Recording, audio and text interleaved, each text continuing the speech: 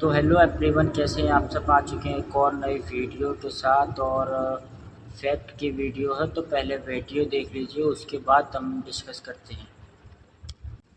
Sunita Williams 9 महीने space में रहने के बाद फाइनली धरती पे आई। तो अभी जो इतनी ये न्यूज चल रही है तो बहुत सारे फोटोज वायरल हो रहे हैं, जैसे कि ये वाला फोटो। इसमें आप देख सकते हो उनका बाल स्पेस में कितना खुला हुआ है। अब अंतरिक्ष में तो बॉडी इंसान का तैरता है, तो वहाँ का रहन सहन बहुत अलग होता है हमारे धरती के रहन सहन से। और वहाँ पे ऐसा करना ही पड़ता है, क्योंकि अगर धरती की तरह स्पेस में बाल बांधे रखें जैसे धरती की लड़कियां करती है, तो ये पूरा स्कैल्प गर्म हो जाएगा। स्पेस अलग दुनिया है भाई। और बाल को खुला रखते ही खड़ा, स्पेस में सब कुछ खड़ा हो जाता है। और बहुत लोग ऐसा मीम पोस्ट कर रहे हैं कि सालो स्पेस से 9 महीने बाद अकेली सुनीता विलियम्स ही नहीं आई, मैं भी आया हूँ। क्या है कि हर जगह सुनीता मैम छाई हुई है और इनकी कोई बात ही नहीं कर रहा, इसीलिए। असल में इनके साथ साथ बच विल्मोर, निक हैग, अलेक्जेंडर गोड़ आए हैं, तो हाँ इनकी भी बात होनी चाहिए। सुनीता मैम के साथ क्या हुआ था 2 मिनट में क्लियर करता हूँ। इंटरनेशनल स्पेस स्टेशन, जो कि हवा में तैरता हुआ एक लैब है, वहाँ पे पहले से ही वैज्ञानिक थे जिनका नाम है निक और अलेक्जेंडर। इतना समझ आ गया? ठीक है। अब क्या है कि 2024 में नासा ने बोइंग कंपनी से एक नया स्पेस क्राफ्ट लाया, एक फैंसी सा मशीन जिसमें बैठ के एस्ट्रोनॉट जा सकेंगे तेज स्पीड में ऊपर स्पेस स्टेशन में। पर ये मशीन पहली बार बना था और इसका टेस्टिंग होना था कि क्या सही में एस्ट्रोनॉट्स को ये अच्छे से और फास्ट स्पीड से ले जा सकता है। तो उसके लिए सुनीता मैम को चुना गया और साथ में बच विल्मोर को भी चुना गया। अब ये दोनों रेडी हैं बोइंग के स्पेसक्राफ्ट को टेस्ट करने के लिए। वैसे बता दूं, ये बोइंग कंपनी जो स्पेसक्राफ्ट प्रोवाइड की नासा को, ये वही है जो कि बहुत सारे प्लेन्स को बनाती है हमारे दुनिया में। तो अब मिशन लॉन्च हुआ, खाली इस नए मॉडल को टेस्ट करना था, ले जाती है कि नहीं ठीक से, बस यही मकसद था। इसलिए जाने वाली थी वो बस 8 से 9 दिन के लिए। 10 दिन में वापस आना था उनको, उन दोनों को, सुनीता विलियम्स को और बच को। पर वही फिर हो गया कांड। स्पेसक्राफ्ट यहाँ से स्पेस स्टेशन तक तो ठीक चला गया, पर वहां जाने के बाद अपना असली रंग दिखाया। हीलियम गैस, जो कि स्पेसक्राफ्ट के कई मशीन को पावर करता है, स्पेसक्राफ्ट को ऑन रखने के लिए चाहिए होता है, वो लीक होने लगा। जो थ्रस्टर्स होते हैं, मेन इंजन, वही पट पट पट पट पट करने लगा, खराब हो गया। अब क्या है, सुनो ध्यान से, कि वो तो इस स्पेसक्राफ्ट से निकल कर जो बड़ा मशीन है इंटरनेशनल स्पेस स्टेशन, जो इतने सालों से है, वो तो अच्छा है, इससे निकल कर वो लोग उसमें जा चुके थे। और बोले तो प्रॉब्लम उस गाड़ी में थी जो बाहर पार्क था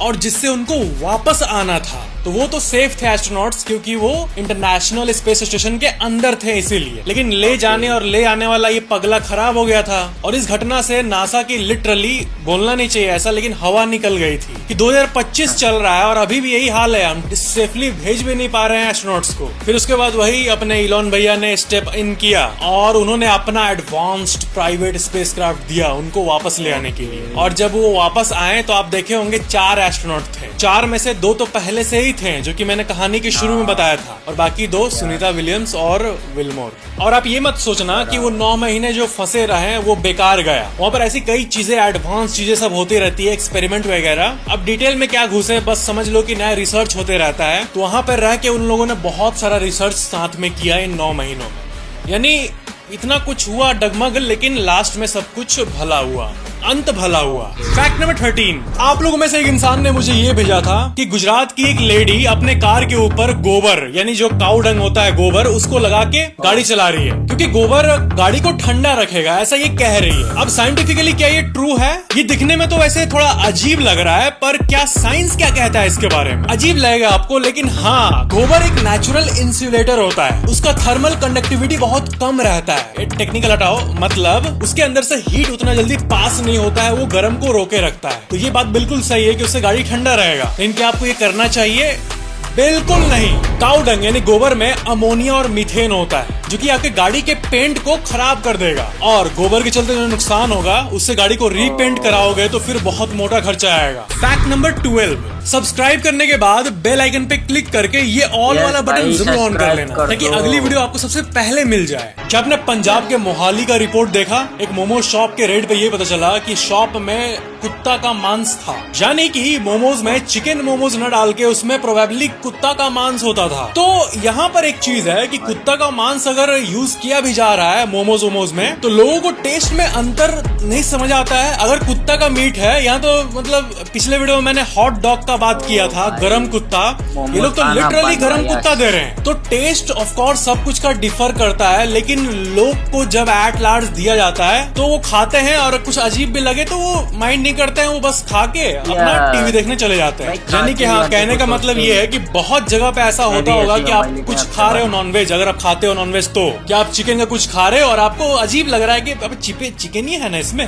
तो ऐसा जब भी हो तो आप फूड अथॉरिटीज को रिपोर्ट कर देना। वैसे तो फूड अथॉरिटीज सोई हुई रहती है, तो आप सोशल मीडिया पे पोस्ट कर सकते हो। वायरल होने वाली वर्थ चीजें वायरल हो ही जाती है। फैक्ट नंबर 11, जब जनता देख रही है कि स्पेस एक्स, नासा, ये सब इतने बड़े बड़े काम कर रहे हैं, और हमारे इसरो ने चंद्रयान वाला एक ऐसा काम किया है जिससे थोड़ा पब्लिसिटी मिला है और लोग काइंड ऑफ इसरो के काम को जाने हैं, तो फिर भारत की जनता एक बात पूछ रही है इसरो से कि देखो विदेश वाले इतने कुछ कर रहे हैं, स्पेस के फील्ड में, अंतरिक्ष के फील्ड में हमें भी तो कुछ करना चाहिए। तो एक्चुअली में इसके रिगार्डिंग एक रिपोर्ट आई है कि नेक्स्ट गगनयान मिशन, जिसमें भारत के अपने एस्ट्रोनॉट जाएंगे अंतरिक्ष में, उसके लिए फुल ट्रेनिंग फोर्स पे है, यानी वो सीक्रेटली ट्रेनिंग कर रहे हैं, और उनके हिसाब से अब इसके बारे में उतना पब्लिसिटी नहीं किया जा रहा है ताकि वो आराम से अपना ट्रेनिंग कर पाए। अब बाद में एक ही बार में इसको हाइप बढ़ाया जाएगा, ऐसा प्लान है इसरो का। फैक्ट नंबर 10, एक माली जो कि एक अमीर इंसान के घर में खाली फूल को मेंटेन करता है। मैं कैसे बताऊं, जो मालिक है वो साइन कर दिया है कि मेरे जाने के बाद सारा प्रॉपर्टी मेरे माली के नाम पे कर देना। फ्रॉम मालिक टू माली, फूल वाला माली। 1 करोड़ 10 करोड़ रुपए, 100 करोड़ 1000 करोड़ भी नहीं बाबा, और 10,000 करोड़ 20,000 करोड़ 30,000 करोड़ 40,000 करोड़ भी नहीं, 50,000 करोड़ भी नहीं, 60,000 की संपत्ति भी नहीं, 70,000 की भी नहीं, 80,000 की भी नहीं, 90,000 करोड़ रुपए की संपत्ति माली को मिलने वाली है। क्या है कि एक बड़ा कंपनी है, फैशन कंपनी हेरमिस, जो कि मेजरली लड़कियों का हैंडबैग बनाती है। इसके मालिक निकोलस प्यूच, जो कि 82 साल के हैं, और इन्होंने कभी भी शादी नहीं किया लाइफ में, और इन्होंने ही ये तय किया, एक डॉक्यूमेंट बनाया कि मेरे मरने के बाद सारा संपत्ति इनको दे देना। अब क्या है ना, जो अमीर लोग होते हैं वो अपना फाउंडेशन बना के रखते हैं, चैरिटेबल फाउंडेशन जो लोगों का भला करती है, ऐसा कुछ। इनका ओरिजिनल प्लान था कि मेरा तो कोई बीवी बच्चा है नहीं, अब तो मैं चला जाऊंगा, तो ये समाज सेवा के लिए लगा देते हैं, चैरिटी में दे देते हैं। लेकिन पता नहीं अचानक से क्या हुआ, इनके माली को देना इनको सही लगा और चैरिटी के पेपर्स को कैंसिल करके अपने फूल माली के नाम कर दिया। फैक्ट नंबर 9,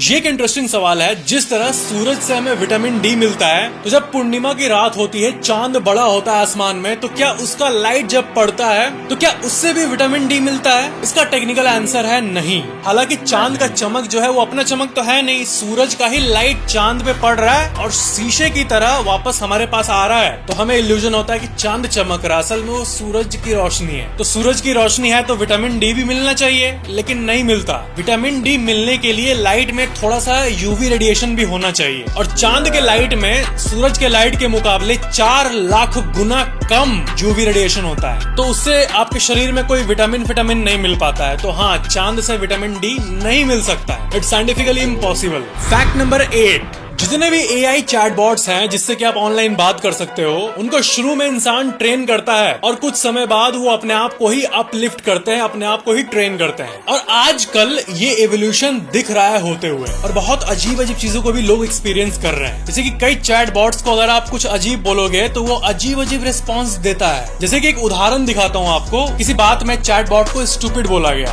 बेवकूफ, तो इसने देखो क्या लिखा है कि I may be artificially intelligent but some of you are naturally stupid. मतलब मेरे पास भले ही नकली वाला इंटेलिजेंट दिमाग हो क्योंकि मैं एक कंप्यूटर हूँ, पर इंसान तो नेचर का बनाया हुआ है, फिर भी स्टूपिड है, बेवकूफ है। ऐसा जवाब दिया है भाई। चैटबॉट से अच्छे से पेश आना, ठीक है? कि जब कॉन्शियस हो जाएंगे और अपना टीम खड़ा करेंगे ना, तो ये अपना पास्ट रिकॉर्ड चेक करेगा कि कौन मेरे से कैसे बात किया है, और मे भी अगर आप अच्छे से बात करोगे अभी तो बाद में ये बख्श देगा आपको, मे बी। फैक्ट नंबर 7, देखो ये बात तो आप मानते हो ना कि सिनेमा सोसाइटी को बहुत इफेक्ट करती है। मूवीज जो कि थिएटर में चलती है, और इंसान जब बड़ा पर्दा पर कोई सीन देखता है तो उसका बहुत ज्यादा इन्फ्लुएंस होता है as compare to small screen. अगर आप मोबाइल में कोई फिल्म देखोगे, बॉलीवुड या हॉलीवुड, तो मोबाइल में ठीक ठाक मजा आता है, लेकिन रियल एक्सपीरियंस हॉल में ही होता है, सबके साथ, थिएटर क्योंकि में एक ही आता सोशल सी सिचुएशन बन जाती है, सब मिल के चीयर अप करते हैं। तो सऊदी अरेबिया में क्या है, आप यकीन नहीं करोगे, लास्ट 35 साल से सिनेमा बैंड था। वहाँ के जो टॉप लोग हैं वो ये मानते थे कि सिनेमा से बहुत जल्दी लोगों का माइंड इन्फ्लुएंस होता है और इंसान बहुत ज्यादा नए नए आइडियाज को एक्सप्लोर करने लगता है। लास्ट 30 सालों से कंप्लीट बैन ऑन सिनेमा, और 2018 में ये बैन को हटा दिया गया। और पहली फिल्म जो कि बैन के बाद दिखी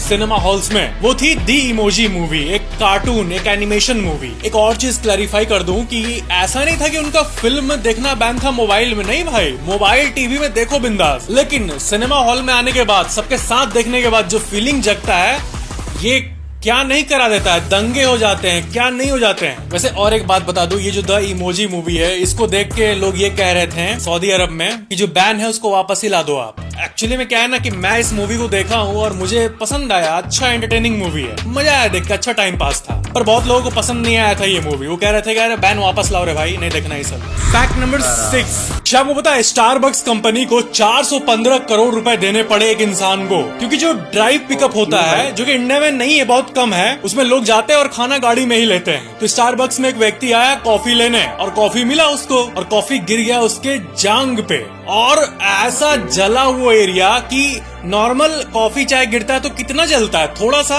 उसका पता नहीं क्या हुआ, उसका पूरा यहाँ का नर्व डैमेज हो गया, सब कुछ खत्म नीचे का। अब ऐसा कांड हो गया, पूरा स्टारबक्स वाला शॉप सुन्न रह गया। फिर वो चला गया कोर्ट, और आप यकीन नहीं करोगे, किसी भी कंपनी से डैमेज मिलने पे पैसा जो मिलना चाहिए भरपाई के लिए, ऐसी वाली कैटेगरी में ये चीज टॉप कर गया। 415 करोड़ रुपए उसको मिले। ऐसा इसलिए क्योंकि कॉफी का ढक्कन ठीक से बंद नहीं था, तो ये तो ठीक था, वियर्ड स्टोरी। लेकिन अब क्या हो रहा है कि लोग जानबूझकर स्टारबक्स जा रहे हैं या किसी भी फूड आउटलेट पे जा रहे हैं, कॉफी ले रहे हैं, मैडम आपने ठीक से लिड बंद नहीं किया था, मैं जाऊंगा कोर्ट। लोग जानबूझ के इस कांड को कर रहे हैं ताकि उनको भी 300-400 करोड़ रुपए मिल जाए, ताकि नेक्स्ट 7 जन्म तक वो खाए पिए बैठ के आराम से। तो ऐसे बहुत सारे रिपोर्ट्स आ रहे हैं कि जब ऐसा कुछ होता है तो लोग जानबूझकर कंपनीज को बदनाम करने के लिए चल देते हैं। फैक्ट नंबर 5, अगर आपके घर में बाइक, स्कूटी या कार है तो ये आपको जान लेना चाहिए। और अगर आप बाइक, कार ये सब रेगुलर चलाते हो तब तो सब कुछ रख के ये देखो एक बार, जो पेनाल्टी फीस है जो कि गवर्नमेंट वसूलती है सिटीजन से, उसको अब बहुत ज्यादा बढ़ा दिया गया है अनफॉर्चुनेटली। 1 मिनट या फॉर्चुनेटली, ताकि रोड एक्सीडेंट्स कम हो, मे बी। चलो देखते हैं इसको। दारू पी के ड्राइव करना, ड्रंक एंड ड्राइविंग, ये पहले था 1000 रुपए, अब कर दिया गया है 10,000 रुपए एक इंसान को। ट्रक वाले लोग जो कि ट्रक चलाते हैं, वो पहले जब ओवरलोडिंग करते थे तो था 2000 रुपए, अब वो हो गया है 20,000 रुपए एक ट्रक पे। पहले 18 साल का कम का कोई बच्चा गाड़ी से किसी को ठोक देना, ऐसा कुछ करता था अनजाने में, तो क्योंकि वो बच्चा है, 18 से कम है, तो इसके लिए पेनाल्टी मात्र 2500 रुपए थी, पर अब यही 25,000 रुपए हो गई है। गाड़ी का पॉल्यूशन टेस्ट रेगुलरली कराना होता है, बिना पॉल्यूशन सर्टिफिकेट के गाड़ी चलाने पे पहले था 1000 रुपए, अब उसको कर दिया गया है 10,000 रुपए। गाड़ी चलाते वक्त मोबाइल फोन चलाने पे पहले था 500 रुपए, अब कर दिया गया है 5000 रुपए। फैक्ट नंबर 4, दिव्या त्यागी नाम की एक इंडियन ओरिजिन की स्टूडेंट है, और इस भारतीय लड़की ने एक 100 साल पुराना मैथमेटिकल प्रॉब्लम को सॉल्व कर दिया और पूरे न्यूज में छाई हुई है। मीट दिव्या त्यागी, जिसने 100 ईयर ओल्ड मैथ प्रॉब्लम को सॉल्व किया। क्या है कि ये जो हवा से बिजली बनाने का जो ये पूरा दुनिया है, इसमें भी कई मैथमेटिकल इक्वेशंस हैं, और वैज्ञानिक चाहते हैं कि ऐसा विंड टरबाइन बने जो सबसे लीस्ट एयर रेजिस्टेंट रहे और सबसे इफिशिएंटली काम करे। उसका शेप ऐसा बनाया जाए कि हल्का हवा में भी वो ज्यादा घूमे, सिंपली स्पीकिंग, कि ज्यादा बिजली प्रोड्यूस हो। तो इसी को करने के लिए एक मैथ्स प्रॉब्लम था जिसको दुनिया में कोई सॉल्व नहीं किया था लास्ट 100 सालों में। इस लड़की ने उसी मैथमेटिकल इक्वेशंस को सॉल्व किया, और इसी के चलते अब ऐसे विंड टरबाइंस बन पाएंगे जो पहले से ज्यादा इफिशिएंट होंगे। यानी साइंस की दुनिया में ये बहुत बड़ी ब्रेक थ्रू है। छोटी सी शेप चेंज करने से हजारों और घर बिजली से पावर होंगी, मतलब ये बहुत बड़ी बात है। सो इसके लिए salute to her. Fact number 3, अभी 3 दिन पहले दिल्ली का एयर क्वालिटी 85 आया, जो कि अनबिलीवेबल है। आमतौर पे आप अपने शहर का चेक करना, एयर क्वालिटी इंडेक्स 100 के ऊपर ही होगा, और भारत का कोई गांव ले लो, वहाँ भी 100 के ऊपर रहता है एयर पॉल्यूशन, लेकिन दिल्ली इस शहर में होली के वक्त 85 हो गया था। फैक्ट नंबर 2, अगर आपने कोई बहुत अच्छा काम किया और इंडिया में अवार्ड मिला आपको कोई, तो वो तो ठीक है, नाइस, वेरी नाइस। पर कई हाई रैंकिंग अवार्ड होते हैं सीरियस वाले, और आप लोगों में से बहुत लोगों ने पूछा है कि सबसे हाईएस्ट अवार्ड कौन सा है जो कि एक भारतीय इंसान को मिल सकता है। तो इसका रैंकिंग एक बार जान लो, बहुत काम आएगा। पहले टॉप पे है भारत रत्न। भारत रत्न को किसी भी इंडियन सिटीजन का हाईएस्ट अवार्ड कहा जाता है। इसके ऊपर कोई अवार्ड मिल ही नहीं सकता है। ये टॉप अवार्ड है वैल्यू के मामले में। सेकंड रैंक पे जो है इसके नीचे वो है पद्म विभूषण अवार्ड, और थर्ड पे जो है वो है पद्म भूषण अवार्ड। विभू वू दोनों अलग अलग है। चौथा पे है पद्मश्री अवार्ड। फैक्ट नंबर 1, मैंने नटवर लाल के ऊपर आपको जानकारी दिया था कि इन्होंने भारत के राष्ट्रपति भवन, संसद भवन और ताजमहल को इनफैक्ट बेच डाला था। तो लोग पूछ रहे हैं कि इतने बड़े बड़े इमारतों को बेचना कैसे पॉसिबल है। तो ये एक्चुअली बात है 1950-60s की, जब भारत उतना स्ट्रांग नहीं था जितना आज है। उस टाइम बाहर के लोगों को उतना नॉलेज नहीं था, और असल में नटवर लाल एक चीज में एक्सपर्ट थे, वो था किसी भी साइन को कॉपी करना। आप इनके बारे में सर्च करोगे गूगल में नटवर लाल, तो आपको टॉप पहला ही जानकारी यही दिखेगा कि इन्होंने राष्ट्रपति भवन, ताजमहल ये सब को बेच डाला था। इसका वैल्यू अरबों में है। तो साइन को कॉपी करके ये सब ये काम किए थे। भारत के किसी भी ऑफिशियल व्यक्ति का साइन ये कॉपी कर सकते थे। अगर आपका साइन ये अगर एक बार देख लिए तो ये तुरंत फेडेक्स से कॉपी।